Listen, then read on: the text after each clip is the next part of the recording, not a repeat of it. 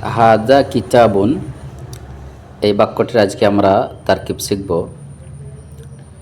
এটি মুবতাদা এবং খবরের তারকিব আছে। তো আমরা সংক্ষেপে মুবতাদা এবং খবরের সঙ্গে জেনে নিই।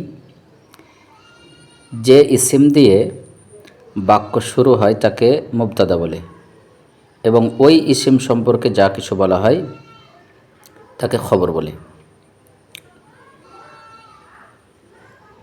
মারেফাটা হবে মুবতাদা আর খবরটা হবে নাকেরা।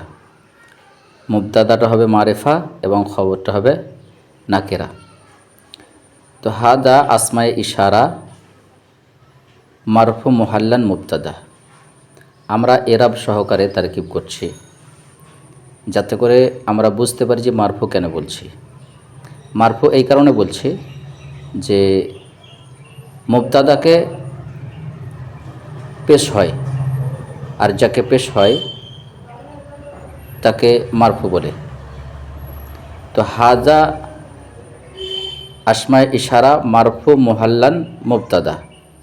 এটা মুহাল্লান এই কারণে যে হাজাটা মুবতাদা পেশ হয়েছে, কিন্তু আমরা পেশটাকে উচ্চারণ করে পড়তে পারছি না, এই জন্য আমরা এটাকে মুহাল্লান বলবো। হাজা আসমায়ে ইশারা মারফু মুহাল্লান মুবতাদা। কিতাবুন মারফু লফজান খবর। মারফু লফজান খবর, আমরা মারফু এই কারণে বলছি যে খবরকেও পেশ হয়, এই জন্য আমরা একে মারফু বলছি।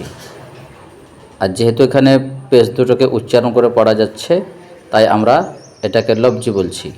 তাহলে কিতাবুন হচ্ছে মারফু लफ्ज़न खबर, मुब्तदा अपने खबर से मिलकर जुमला इस्मिया खबरिया हुआ।